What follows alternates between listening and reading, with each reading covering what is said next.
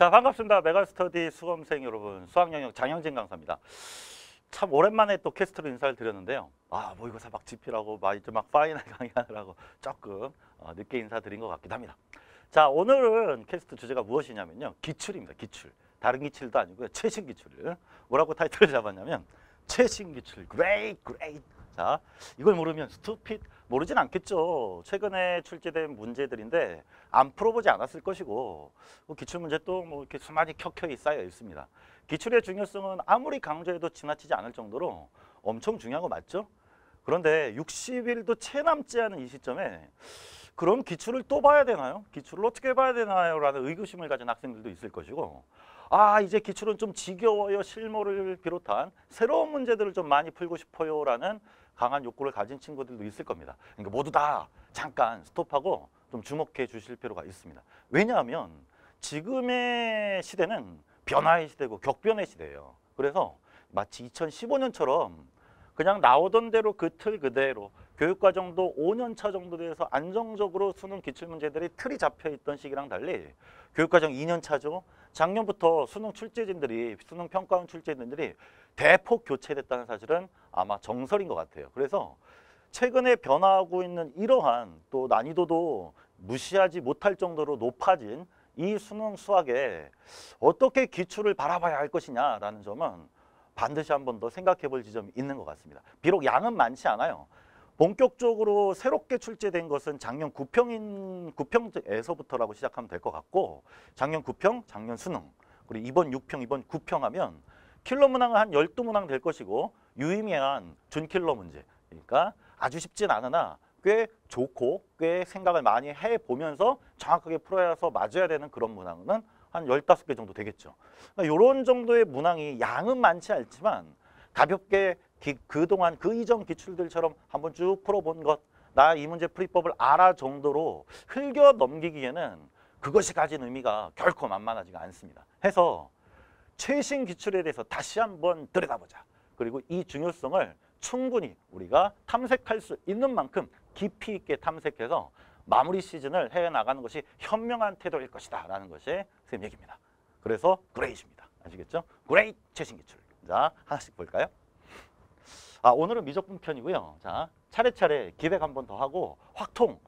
이게 킬러에 나오진 않았지만 상당히 뜨거운 감자가 된 확통, 충분히 예상됐던 건데 어쨌든 그 3번 걸쳐서 기출에 대한, 최신 기출에 대한 얘기를 전해드리도록 하겠습니다. 오늘은 미적분입니다. 자, 21, 29, 30에 대한 선생님의 몇 가지 단상들을 한번 적어봤는데, 어쨌든 킬러 문항을 이제 막 버리고 이러면 안 돼요. 왜냐하면 작년에는 킬러 외에는 진짜 너무나 쉽게 출제돼서 1컷은 당연히 96이고 30번은 그냥 버리고 이런 어떤 현상들이 비일비재했는데, 이제는 킬러 문항의 난이도가 조금 낮아졌어요. 가장 어려운 문제가 21번에 출제되고 있고 30번은 사실 조금 부드러워졌습니다. 그렇죠? 그리고 29번도 기백인데 전반적으로 기하를 너무나 어렵게 내서 학생들을 공포에 떨지 않게 하지는 않겠다라는 게 정책 기조예요. 그래서 29번도 도전해야 되고 21번이 더 어려울 수도 있으므로 30번 먼저 읽어볼 필요도 있는 상황이 됐습니다. 해서 킬러 문항이 수험생을 죽이는, 기죽이는 이런 문제라고 생각하면 안 됩니다. 아시겠죠? 이번에 1컷이 90이라고요. 21, 29, 30 중에 하나는 맞았어야 1등급을 받을 수 있는 상황. 물론 대부분의 학생들이 21번을 찍어서 맞았지만 1등급 받을 만한 학생들이, 어쨌든 킬러를 작년처럼 생각하면 안 된다. 킬러를 그냥 버려야 될 것으로 생각하는 그런 생각 안 됩니다. 스투핏입니다. 아시겠죠? 단순히 어렵기만 한 문제라고 생각하지 말고, 특히 오늘 미적분이니까요. 미적분 문제는요, 잘 보면 이 양반들이 수능평가원 시험을 출제하고 있는 이분들이 요런 생각들을 좀 해나가고 있구나. 처음이면 그게 잘 안 읽히죠. 근데 4번이나 시험을 출제했단 말이죠. 그러니까 요런 방식으로 문항을 좀 구성하는 걸 고민하고 있구나. 그리고 그게 단지 완전히 새로운 것도 아니에요. 과거에 우리가 공부했었던, 심지어 2009년, 2008년, 10년 이때 어떤 핵심적인 키워드였던 것들이 다시 재발견되기도 합니다. 그러니까 그런 어떤 결을 잘 읽어내면 킬러가 그렇게 완전히 낯선 것만은 아니라는 사실, 그런 사실 꼭 말씀드리고 싶고, 평가원의 궤적을 알면 이건 뭐 가서 당신 누구야? 당신의 호구조사를 해서 뭐 무슨 뭘 낼까? 이런 차원이 아니라 어차피 이건 두뇌 게임이에요. 두뇌 게임. 저분들은 현재 교육 과정에서 어떤 키워드를 읽어내서 어떤 식으로 문제를 구성하는가, 그리고 과거 기출은 어떻게 연결 짓는가를 그 양반들이 낸 문제를 풀면서 단지 그냥 답만 구한 게 아니라 이런 조건들을 강조하고 있구나라는 것을 충분히 읽어낼 수 있다는 거. 그런 지점들을 읽어내는 게 우리가 마지막에 예리하게 이렇게 갈아야 되는 칼날인 것이지, 그냥 모든 게 다 뭐 비슷해, 아니면 뭐 새로운 문제를 많이 풀어야 돼, 이런 생각으로는 좀 부족하지 않은가, 이런 생각이 강하게 들고 있습니다. 그래서 이 캐스트를 준비한 거고요. 자, 문제들을 보면서 하나씩 한번 짚어드리겠습니다. 첫 번째는요. 첫 번째 키워드는 다항함수와 인수예요.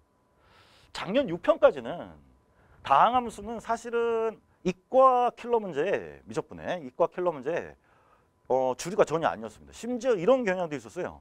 다항함수를 가지고서 킬러 문제를 제작하면 이거는 수능답지 않아 이런 평가들을 많이 받았단 말입니다. 이과니까 문과는 다항함수, 이과는 초월함수, 이런 식으로 거의 구획이 나눠져 있기도 했었고, 그래서 한참 개발되고 한참 출제되었던 문항이 초월함수들의 구간별로 함수를 세팅하는, 그리고 그 녀석을 도함수와 원함수의 관계까지 깊이 파고드는 구간별 함수를 세팅하는 문제들이 다항함수 아닌 방식으로 주류로 출제되었었습니다. 그런데 작년 9월부터 다항함수가 등장하기 시작해요. 9월엔 잘 못 느꼈는데 수능에 쾅 하고, 알고 보면 분수함수지만 실제로 그 안에 내재적으로 작동하는 함수는 다항함수. 그리고 이번 6평에서도 마찬가지고, 이번 9평에서도 다항함수가 또 핵심적인 역할을 하고 있는 그러한 모습을 볼 수 있습니다. 그리고 그 다항함수에서 가장 중요한 키워드는 뭐냐면 역시나 인수예요. 인수. 다항함수 하면 인수다라고 얘기할 수 있는 거지. 왜냐하면 이 다항함수는요, 이 수식과 함수의 세계에선 수의 세계에서의 정수와 비슷해요. 함수가 이렇게 있는데 그 안에 다항함수가 있잖아. 실수가 이렇게 있잖아요. 실수 안에 정수가 이렇게 있지. 아주 유사한 구조란 말이야. 그래서 다항함수란 규정이 생겨버리면 이 함수가 어떤 식을 가졌느냐를 추적할 수 있는 유력한 방법이 있는데 그게 인수예요. 다항함수니까 이런 인수를 가졌겠네. 1차 인수를 가졌겠네. 요런 방식으로 인수 정리, 그래서 중요합니다. 함수식을 결정해 갈 수 있다는 요 가장 중요한 맥이 여기거든요. 다항함수. 특정한 조건으로부터 만난다, 접한다, 극한, 이런 거거든요. 요걸 통해서 함수의 인수를 찾을 수 있고, 인수를 찾는 건 정수에서는 소인수 찾는 거랑 비슷해요. 소인수를 다 찾으면 수가 결정되잖아, 정수가. 그지? 그런 것처럼 다항함수가 강조되면 자연스럽게 인수가 강조되게 돼 있고, 그 중요성이 컴백했다. 2008년, 9년, 10년, 요때 11년까지 요때의 이과의 킬러에 등장했던 그 다항함수들이 컴백했다. 다항함수 이즈 컴백입니다. 다항함수 이즈 컴백. 돌아왔다. 라는 사실이 가장 중요한 키워드 중에 하나입니다. 물론 초월함수가 다시 뭐 전면에 나올 수도 있습니다. 하지만 지금 면면이 다항함수가 그 속으로 파고들어서 다항함수의 중요성은 부각되고 있다는 사실 절대 잊지 마시고요. 자, 요 문항에서 그런 성격을 한번 읽어볼까요? 자, 한번 봅시다. 여기가 핵심인데요. 사실 이제 되게 어려운 문제라 이 문제 다 풀이할 건 아니고, 이렇게 정의된 함수가 있어. 요게 다항함수인데 fx는 x-1을 넘기면 분수함수가 돼요. fx는 분수함수인데, 자, 여기다 한번 써볼게요. fx는 다항함수인 gx인데, 막 무슨 다시 해설 강의하는 것 같아? 그런 건 아닙니다. 자, 이런 함수인데, 요 분수함수, 요거는 다항함수가 아니죠. 요거는 이과 학생들만 공부하는 함수잖아요. 그죠? 요런 분수함수가 동일한 극대값을 가진다는 요 조건. 동일한 극대값을 가진다. 사실 요거는 기울기 함수로 그래프 해석을 해도 되지만 좀 더 보편적인 방식인 논리적인 수식에 의한 이해를 꼭 해둘 필요가 있습니다. 동일한 극대값을 가진다는 사실을 어떻게 적용하냐면, 그렇다면 fx에서 그 극대값 m을 싹 빼버리면 x-a가 되고 gx의 마이너스 m이 될 테니까, 자, 인수의 중요성을 한번 설명해 드리고 있는 거예요. 자, x-a분의 gx 마이너스 m의 x-a라는 식으로 올라가겠죠? 자, 요겁니다. 요거. 요 녀석은 다항함수가 아닌 분수함수인데 동일한 극대값을 가지는 녀석이니까, 그죠? 동일한 극대값을 가지는 녀석이니까 m을 잡아서 차이함수를 만든다. 이게 기본적인 논법이잖아. 그지? 도함수의 관계로부터. 그래서 뺐더니 분자가 요 놈인데 여기가 중요해. 여기가. 자, 분자가 무슨 함수냐면 다항함수예요. 비록 분모를 가지고 있는 분수함수인데 분자가 다항함수이기 때문에 동일한 극대값 알파, 베타에서 가진다고 하면 이 녀석이 분명히 x-알파 제곱과 x-베타 제곱이라는 인수를 기본으로 가져야 한다. 분자가 가져야 한다. 요 논리가 분수함수에서도 그대로 통용되더라. 왜? 분자가 다항함수니까. 논리적으로 증명해가는 과정이 필수적이긴 합니다. 그런데 오늘은 캐스트니까 요 놈이 이렇게 귀결될 수밖에 없음. 분명히 분수함수인데 다항함수에서 흔히 써왔던 두 점에서 접할 경우에 제곱인수를 가진다라는 그런 포인트를 아주 묵직하게 갖고 있었던 그런 문제입니다.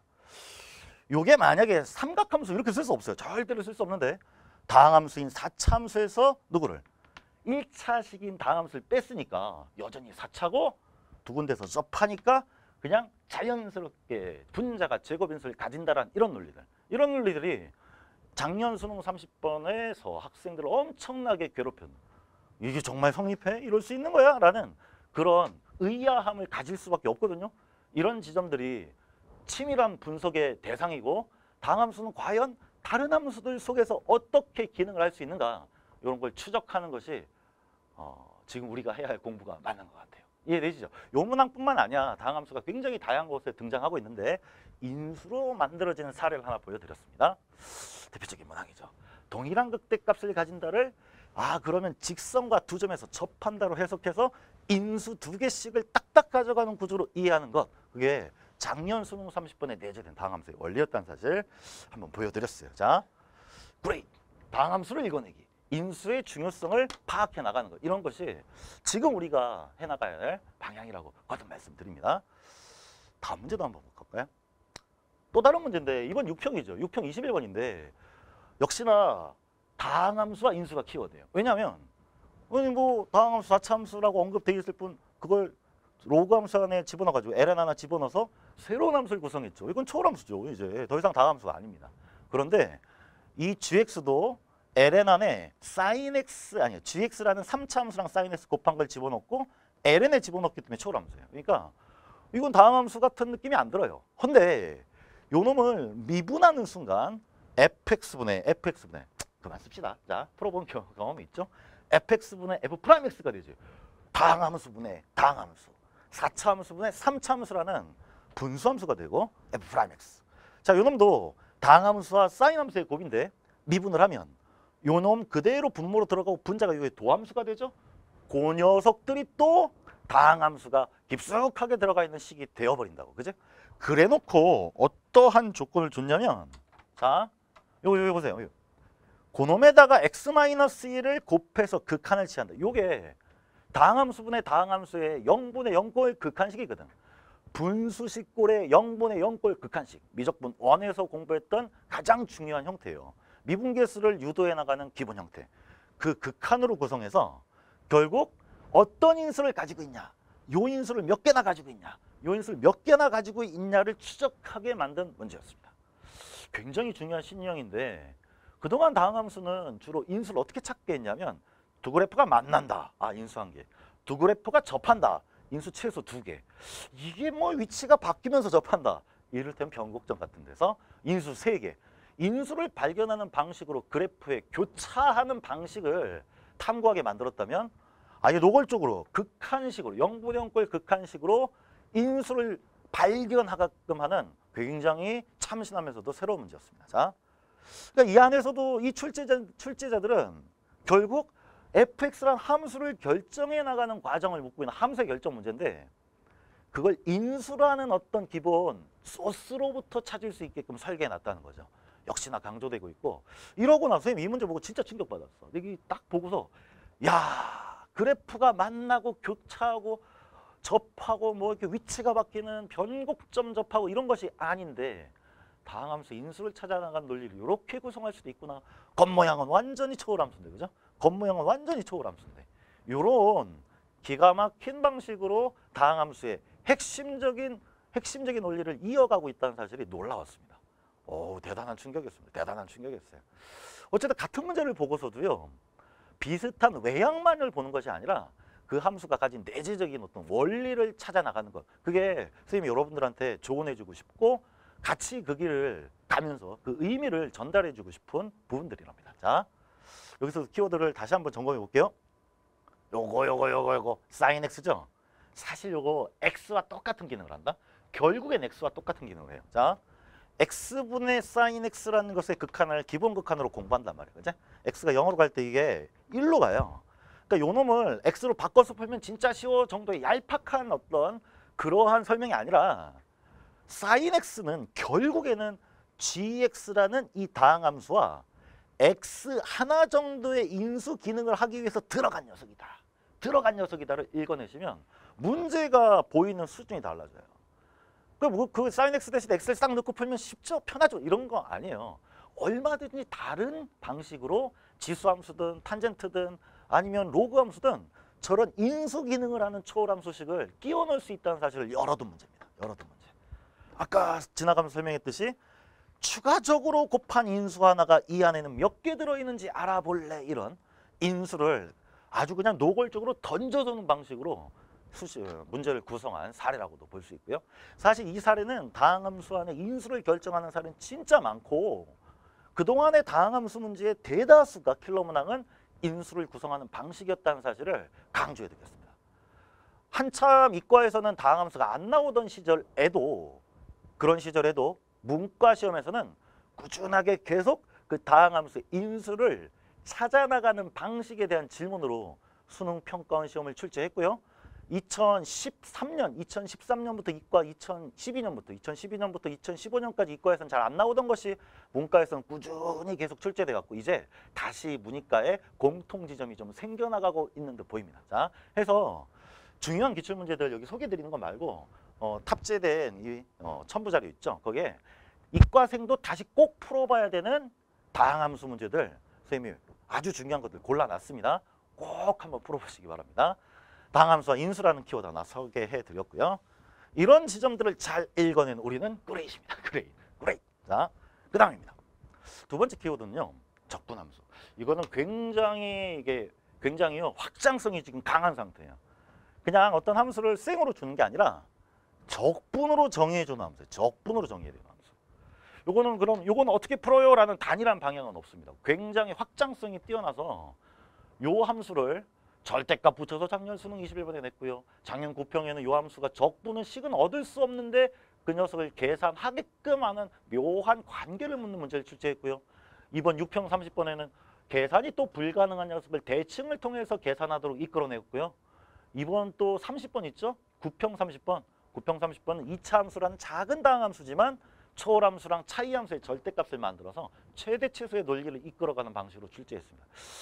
이 적분으로 정의된 함수는 9평 30번 적분 기호는 없었어요. 자, 적분으로 정의된 함수는요, 확장성이 매우 강력하답니다. 그래서 선생님이 요거를 적분으로 정의된 함수, 정적분으로 정의된 함수를 통째로 다 소개해드리면 그간의 기출이 거의 다 들어갈 텐데 그거보다는 습관이 잘 들어져 있는 부분은 여러분들이 잘 될 거예요. 기출에서 많이 연습했던 거 그런 것들은 거의 그대로 연습하시면 될 것 같고 최근에 확장되는 지점은 좀 어딘가 이런 것들을 좀 짚어볼 필요가 있는 것 같습니다. 자, 그 대표적인 게 처음 여기에요. 자, 요 함수 잘 보면 fx가 딱 이렇게 생겼는데 ln에 또 다항함수 4차 x의 4제곱 플러스 1이란 요 녀석에 ln이 붙어있는 함수인데 뭐 c 뺀 거 별로 의미는 없죠. 자, 어쨌든 이게 중요한 상수이긴 한데요.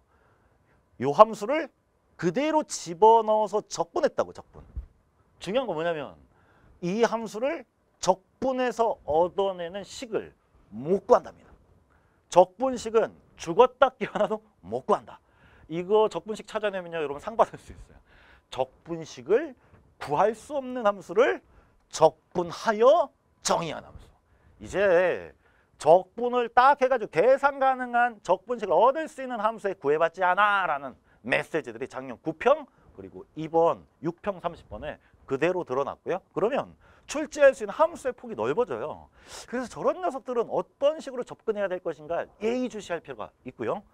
그리고 요렇게 정의된 요 함수 요거 거듭 강조하지만 이건 뭐 여러 방면으로 튈 수 있어요. 결국 핵심은 이 녀석을 넣었는데 식은 구할 수 없으므로 관계로 풀어낸다 이런 거.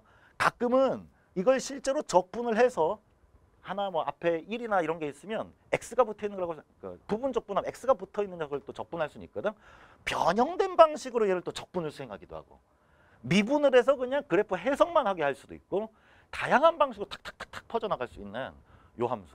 주요한 문제들을 그래서 선생님은 요새 적분 문제를 저 적분으로 정의된 함수로 출제하고 있습니다. 자, 저렇게 생긴 함수는 어쨌든 생각나는 대로 그냥 한번 미분해서 풀고 이런 정도는 안 되고 입체적으로 봐야 된다. 입체적으로 봐야 된다가 결론입니다. 엄청 중요한 심지어 적분식을 만들 수 없는 함수조차도 그렇게 적분해서 문제를 구성한다. 그래서 결국 이 문제의 질문은요. 관계로 한 거예요. 계산하는 값을 구하는 게 아니라 야 요거란 건 어떤 거겠니? K배 몇 배니? 이런 걸 묻는 방식으로 출제하게 돼 있어요. 계산이 안 되니까. 계산할 수 없으니까. 그지? 그런 지점들을 또 예리하게 읽어내실 필요가 있습니다. 이렇게 공부하는 게 그레이트입니다. 적분함수의 또 다른 사례. 적분함수의 또 다른 사례. 요거 처음 나온 것도 아니에요. 사실은 요 수열이 좀 까다로워서 어렵게 최근에 잘 안 했던 거죠. 출제 범위가 아니니까, 직접 범위가 아니니까 수열 때문에 어려웠을 수도 있고 삼각함수 여러 번 강조했는데 주기가 구간별로 자꾸 바뀌는 삼각함수 기본 그래프 잘 그려야 되는데 지금 주목하고자 하는 부분은 여기에요. 아 내가 요 동그라미 쳐왔는데 자 보세요. 요거 적분으로 정의된 함수인데 이 녀석이 0 되는 것을 찾아라요. 자 기본 방법은 F를 그려놓고 쫙 실제로 정적분값이 0이 되는 구간 내 위치들을 찾아내는 것 그냥 F로 풀어가는 방법이 있고 아니야 라지 F를 동원해서 라지 F로 이해하는 방법이 있어. 요런 라지 F로 이해할 수 있는 방법 요렇게 그냥 막 문제 나타나면 이렇게만 풀거나 이렇게만 푸는 게 아니라 둘 중에 어떤 게 좀 합리적인 해결 방법이 될까? 저 녀석은 미분도 잘 알고 정적분으로 정의된 함수니까 원시함수 두 개의 차이로 이해할 수 있는 건데 나는 어떤 방법을 선택할 거야 라는 그런 입장에 서야 된다는 그런 사실을 보여주는 대표적인 문제입니다. 요 조건 자체도 2015년 9월 평가원 21번에 묵직하게 한번 나왔던 게 다시 재출제된 부분이에요. 그러니까 자꾸 지나간 부분에서 다시 재해석해서 출제하기도 하고 완전히 새로운 스타일로 버무려가지고 신유형처럼 느끼게 출제하기도 하는 그런 어떤 실력들을 발휘하고 있다는 겁니다. 굉장히 잘 낸 문제예요, 여러분. 굉장히 잘 낸 문제입니다. 적분으로 정의된 함수는 끝까지 그 중요한 특징들을 절대로 그냥 떠오르는 대로 풀지 마시고요. 그 중요한 특징들을 잘 정리해서 풀이 과정을 좀 정교하게 설계할 필요가 있다라는 그런 지점 언급해 드립니다. 역시 그레이트입니다. 세 번째 하나 더 알려드릴게요. 세 번째는 평행이동인데 아니 이게 웬 고1 수학입니까? 평행이동. 사실은 평행이동은 결과고요. 평행이동보다는 지금 현재 출제진들이 유독 좀 즐겨 쓰는 하나의 표현법에 대해서 알려드리는 건데 자, 요 문제 일단 보십시오. 요 문제 보시면 야, 아까 봤던 문제인데요. 아까 당신이 뭐 극대값 M 해가지고 그래프 인수 얘기하더니 그런 측면만 가지고 있으면 킬러가 아니죠. 정말 입체적으로 다양한 측면을 가지고 있거든. 지금은 여기에 주목해 보려고. 자, 베타 마이너스 알파 6루트 3이에요. 다 파악하고 나면 이제 마지막 이걸 적용시켜야 될 텐데 꼬랑지에 나타났죠. 극대값을 가지는 두 위치가 극대값을 가지는 요 두 위치가 알파 베타인데 요게 딱 요 차이가 얼마 난다? 6 차이가 나더라. 6루트 3 차이가 난다라는 조건이 등장했지. 이 문제 풀어보면 아시겠지만 계속 수식을 만들고 계산을 하는 과정에 알파가 계속 따라다니고 베타가 계속 따라다녀. 알파가 얼마인지 베타가 얼마인지 모르는데 알파가 얼마인지 베타가 얼마인지 모르는데 계속 식에는 알파 베타가 들어가 있으니까 식의 복잡도가 높아집니다. 식이 일단 무거워요. 쓰기도 힘들고 봐도 막 상수 0이나 1이나 2처럼 딱딱 떨어지지 않는 미정 상태의 위치이기 때문에 일단 객관적으로 시각적으로 복잡도가 높아져요. 식이 무거워지고. 그럼 부담감을 주는 거지. 근데 마지막 요 놈을 처음부터 좀 생각해 보면 결국 알파 베타가 차이가 6루트 3이란 건 야 내가 1 할게. 그럼 넌 뭐야? 1 플러스 6루트 3이잖아. 내가 루트 3 할게. 그럼 7 루트 3이 되죠.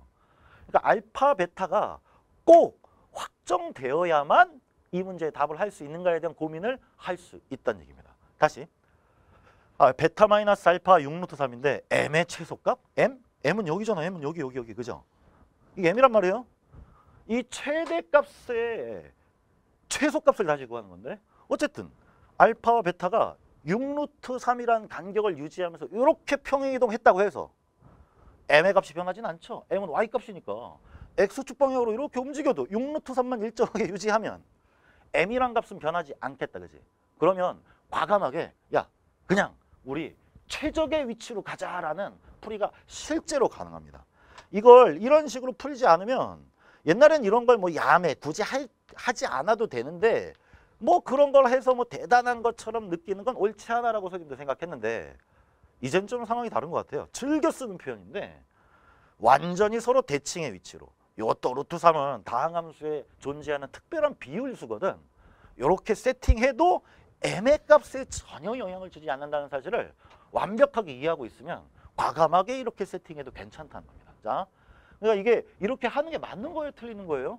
이렇게 하는 게 정말 항상 성립하는 거에 대한 확신이 없을 땐 쓰기가 부담스럽죠? 근데 그 녀석은 당연한 거야. x축 방향으로 평행 이동했을 때 그 값은 y값으로 변하지 않아라는 논리적 근거를 충분히 댈 수 있다면 조금 더 문제를 단순하게 만드는 방식으로 평행이동을 적극 고려할 수 있다는 사실. 평행이동은요. 현재 요 출제진들에게는 하나의 뭐랄까 습관이 되어가는 게 아닐까 이런 생각이 들 정도로 문이과 시험에 공통적으로 자꾸 내고 있어요. 공통적으로. 그럼 우리는 킬러 문제를 훨씬 더 부드럽게 처리할 수 있는 하나의 방식으로서 평행이동을 고려해야 되는 게 맞다. 이런 얘기입니다. 다른 사례 또 보여드릴게요. 이번에 9평 30번이죠. 9평 30번. 잘 보세요. 이게 되게 어려워요. 초월함수랑 또 초월함수 2개 더해가지고 어려운 함수 만들어 놓고 거기에 그놈 평행이동을 좀 한 후에 gx라는 2차 함수랑 차이함수를 만들어서 절대값 했어요. 보통 차이함수 만들어서 절대값이면 이게 보통은 이제 미분 가능성 이런 거는 아유 또 최소값이라는 아주 좀 낯선 방식으로 또 요놈을 묻기 시작했습니다. 어쨌든 주목할 지점은 어디냐면 잘 보세요. f의 x가 아니라 f의 x-k예요. 뭐예요? fx 딱 줘놓고 f의 x-k. 그러니까 이제 일단 뭐지 저게? k는 얼마인데? 몰라요. k 얼마인지를 지금 모르는 상태. 그런데 평행이동을 k만큼 딱 해놓고 여기 또 xk에서 최소값을 가진다. 그게 또 gk야. 아이고 k가 아주 그냥 kk 막 다 들어가 있어요. 그리고 그 다음에 최대값 조건에도 보면 여기 또 그러면 안 쳤네요 선생님이. 자 k-1부터 k 플러스 1까지 구간에서 이랬지. 거기에서 최대값을 가진다 그랬어요. 마지막 질문하는 지점에서도 g'의 k-2분의 1. 그러니까 이 문제에 정말 곳곳에 k가 막 들어가 있단 말이죠. 이제 객관적으로 얘가 딱 보이는 이미지가 무거워요. k가 여러 군데 들어가 있는데 난 정작 그 k를 몰라. 그러니까 야, 이 k를 정해야 될 거라고 생각을 하다 보면 꼬이기 시작하고요. 일단 어쨌든 이 k가 이 문제에서 차지하는 이미지, 그 이미지적인 비중이 굉장히 높은 상태입니다. 자, 근데 사실 잘 따지고 보면 평행이동을 k만큼 한 거잖아. 근데 거기서 k에서 최소값 gk를 가진다 그랬지. 최대 최소란 말이야. 아까는 극대였는데 최소 최대. 자, 잘 봐. k가 여기 있어요. k가 여기 있는데 k만큼 마이너스 k만큼이나 아니면 k만큼 이렇게 평행이동을 해. 그럼 최대값 최소값이 변해요? 안 변하죠. 역시나 똑같잖아. 안 변하잖아. 안 변하는 상황이고 질문은 뭐예요? 함수의 k의 2-1에서의 g의 도함수 값을 구하라 그랬지? 그럼 봐. 도함수 값의 의미. 미분계수니까 접선기울기라고. 자, k-2분의 1인 위치에서의 접선기울기랑 평행이동을 해서 마이너스 2분의 1에서의 접선기울기. 변해요? 안 변하잖아. 그럼 이 문제도 저 조건들을 전부 f의 x-k가 아니라 fx. 마이너스 k만큼 평행이동하면 되죠. x 어디서? x0에서로 고치고 최소값은 g0이 될 것이고 구간은 마이너스 1에서 1이 될 것이고 그지? 그 다음에 구하고자 하는 위치는 g의 프라임의 마이너스 2분의 1이라고 표현해도 우리가 구하고자 하는 저 미분계수 값은 전혀 변하지 않는다는 확신 가질 수 있고 그렇다면 저렇게 가는 건 매우 능동적이면서도 아주 훌륭한 접근이 아닐까 싶습니다. 어떻게 보면 약간 좀 실망스러울 수도 있어요. 왜? 아니 난이도를 이런 방식으로 높이다니. 곳곳에 미정상태의 개수를 막박 집어넣어가지고 애들을 무섭게 하다니. 뭐 그렇게 생각할 수도 있는데 평행이동이라는 건 고1 때 공부한 것이고 X방향의 평행이동과 Y방향의 평행이동 이거 기본이잖아요. 근데 상호 영향을 전혀 주지 않는다. 영향을 주는 것들이 있고 안 주는 게 있을 거 아니에요. 그걸 판단하는 능력을 키우면 얼마든지 능동적으로 대처할 수도 있다라는 사실을 이렇게 생각하는 게 더 긍정적인 거 아니에요? 우리는 수험생 입장이니까, 그지? 괜히 그러니까 아 저건 뭐 좀 치사해 이렇게 느끼지 말자고요. 그냥 아 저 방식을 만약에 조금 더 이끌고 가고 앞으로도 그렇게 낼 것 같다면 그에 맞게 우린 대비하면 되는 거잖아요. 그죠? 그런 정도로 생각하시는 게 딱 좋을 것 같고 이게 세 번째 키워드인 평행이동입니다. 자, 미정상태 함수에 대한 평행이동적 접근 이런 거 이런 의미를 캐치해내면 이것이 기출, 최신 기출을 보는 브레이크하는 방법이 아닐까 싶습니다.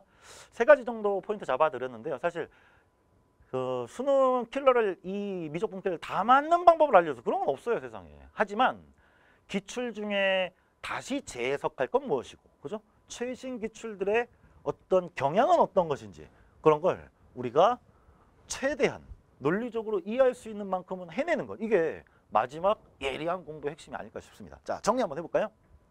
미적분 킬러는 이렇게 봅시다. 자, 4번에 아주 중요한 소스가 우리 손 안에 있습니다. 미적분 킬러는요. 특정 키워드로 정리 가능합니다. 100% 아니죠. 하지만 최선의 노력을 다하는 게 우리의 역할이고요. 그 경향은 과거의 기출을 재해석하기도 합니다. 결코 완전히 새롭게 낸다고 생각하지 마시고요. 조금 지나간 경향인 듯 느껴졌었던 다항함수가 새롭게 다시 등장하고 있고 그 안에서 인수라는 중요성이 다시 늘어나고 있다는 것. 언급은 안 드렸지만 대칭도 재발견되고 있어요. 대칭도 한동안 약간 뭐 대칭은 누구나 아는 거 아니야 이런 수준이었는데 이제는 대칭이 굉장히 묵직하게 다시 들어오고 있습니다. 그런 과거의 기출을 재해석하기도 하고 또 완전히 새로운 스타일로 막 뻗어나가기도 하죠. 지금은 그만큼 역동적인 시기입니다. 그래서 최대한 우리는 그런 경향을 읽어내고 그래 이러한 방향으로 출제해 나갈 수 있겠구나라고 준비하고 생각해보고 또 적절한 문항들을 풀고 준비하면 실제 수능 시험장에서 훨씬 더 친숙함을 느낄 수 있을 겁니다. 그래서 어쨌든 킬러는요. 다 못 맞더라도 내가 그냥 공부했을 때 하나 맞는 실력이면 2개 맞고 하나도 못 맞추는 실력이면 하나 맞고 2개 맞는 실력이면 3개 다 맞고 이게 현실적인 전략인 것 같아요. 그죠? 그렇게 해서 선생님이 이런 키워드를 좀 잡아드렸습니다. 보충으로 과거 기출들이나 나형의 문과 학생들이 풀었던 시험에 나왔던 문항 중에 반드시 풀어야 되는 문항 몇 개랑 새롭게 진화하는 포인트를 사전 예고했던 그런 문항 몇 개 해서 앞에 보여드렸던 문항들 다 기출문제니까 다 가지고 있을 텐데요. 그 녀석들과 추가적으로 한 8개 정도 해서 몇 문항 정도 첨부 파일로 탑재했고 정답까지는 제공해 드렸습니다. 그거 꼼꼼하게 풀면서 다음 기출 다시 최신 기출 분석하는 다음 캐스트 기백편 기대해 주시기 바랍니다. 자, 여러분 남은 기간 끝까지 같이 열심히 합시다. 여러분 화이팅!